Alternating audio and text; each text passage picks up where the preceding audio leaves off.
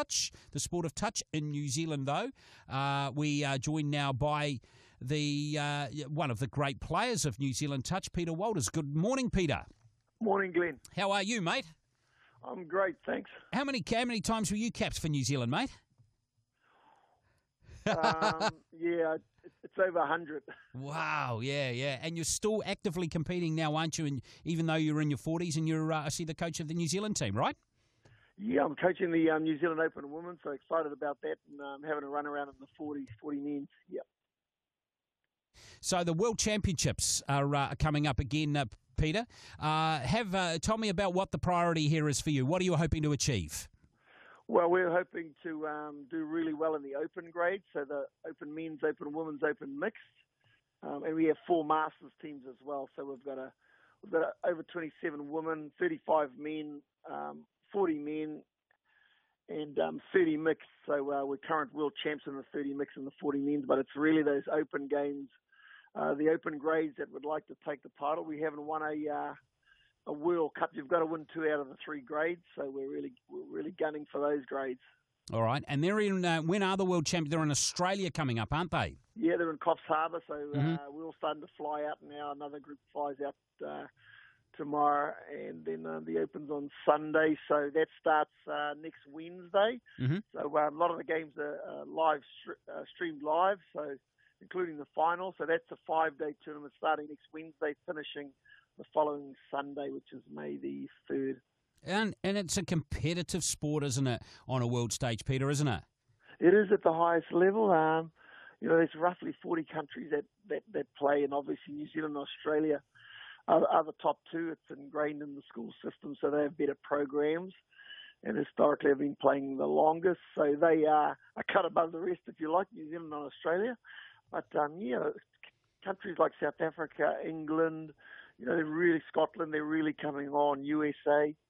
So it's really cool. It's interesting, isn't it, to see how New Zealand and Australia have always kind of set the standard, haven't they? Interesting to hear you say that it's now reaching into some other countries as well, because I guess touch is viewed as one of those sports that is very competitive at the top level, but it can be a very useful sport, Peter, for other sports that people play. Oh, totally. I mean, there's so many athletes that have pathwayed into.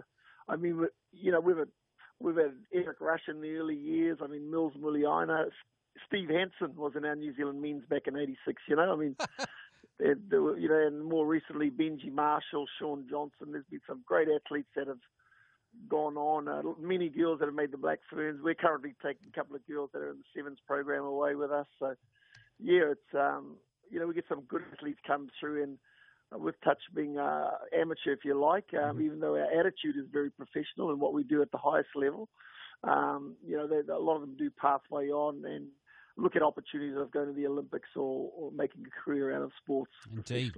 Are there any players, Peter, in your women's team or in the other teams who are young and fit and firing and could be household names in New Zealand sport in the future, like the names you just mentioned? Well, there's a lot of great athletes, mate, and men's and women's that are in our program, and I know that some of them will go on and play for other countries. I mean, the captain of our women's is Niall Williams, Sonny Bill's little sister, and she's a great athlete. She's currently in the Sevens program as well. We've got another girl, Rebecca Kirsten, in the Sevens program. So, yeah, there's some great athletes coming through. That's interesting. So Sonny Bill's got a sister who is very good. That's interesting. Yeah, she's a great athlete, Niall Williams, and she captains our women's team.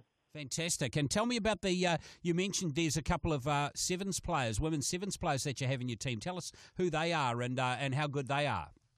Oh, well, it's Niall is one of them, obviously, and she started playing last year. She was in the Auckland.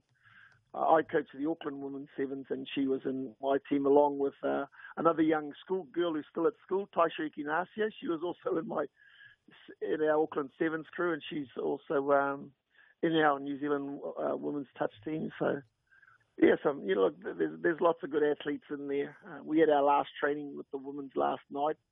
For the Auckland-based ones, there's 6 of us here. And so, it's exciting time for the crew as we get ready to head over there and take on the yellow team. Indeed. Now, you've been involved in the sport for a long time, Peter. Tell me how the sport has evolved over the time, and I mean, is it tougher to play now than back in when you were in? If you don't mind me saying, you were in your prime back maybe 20 years ago. Yeah, oh, mate, there's many things. Back then, it was a bit like a game of rugby or league. You'd be smashing into each other and getting away with it. Yeah, and it was 7-a-side back then, and the dummy half could score. It's so different, and the athletes changed. Now it's only 6-a-side, 6 on the field.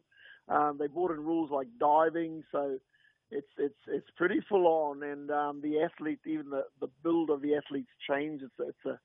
It's a leaner type athlete now that has great stamina. Like, I mean, you're on and off the field something all the time. So when you're out there, it's 100% full on. There's lots of backwards running. It's a sport that the muscles and the athlete is such that with all that backwards running and diving and agility, you've got to have good footwork. You've got to be really quick off the mark. You've got to be able to run backwards fast.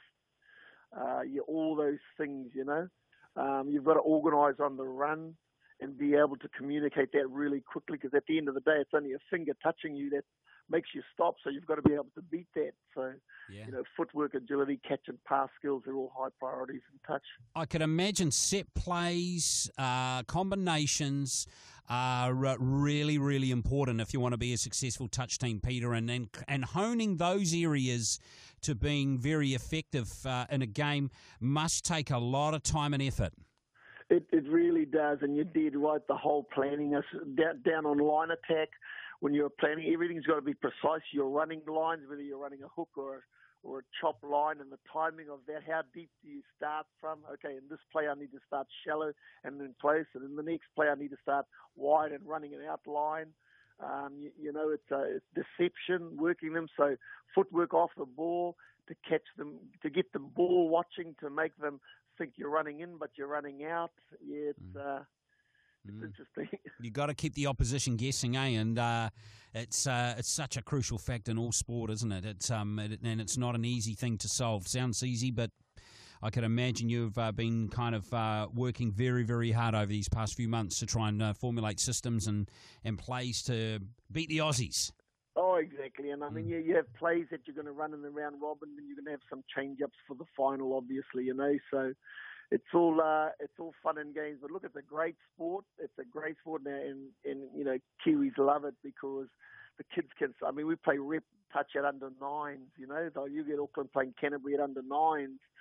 And it's really cool seeing the kids in their uniforms and seeing them pathway up through the 9s and 11s and through to the 15s, 17s, 19s, and then into the touch blacks. I mean, now our touch blacks, as we call our top teams, they're getting younger and younger. Like we got a kid now mixed who went straight from the 17s into the open means, because they're good enough. It's a great sport for kids to get involved with, and the social side of it as well, because you get boys playing with girls in the same team, in our mixed teams. It's a great sport. Good stuff, Peter. Well, look, all the best, mate. And we wish you well going for a world title over in Coffs Harbour with all the different New Zealand teams. Thanks very much for your time this morning, mate. Much appreciated, and all the best. Yeah, thanks very much, Glenn. We're looking forward to it. That's Peter Walters from the Touch Blacks. He's a coach of the women's team and also a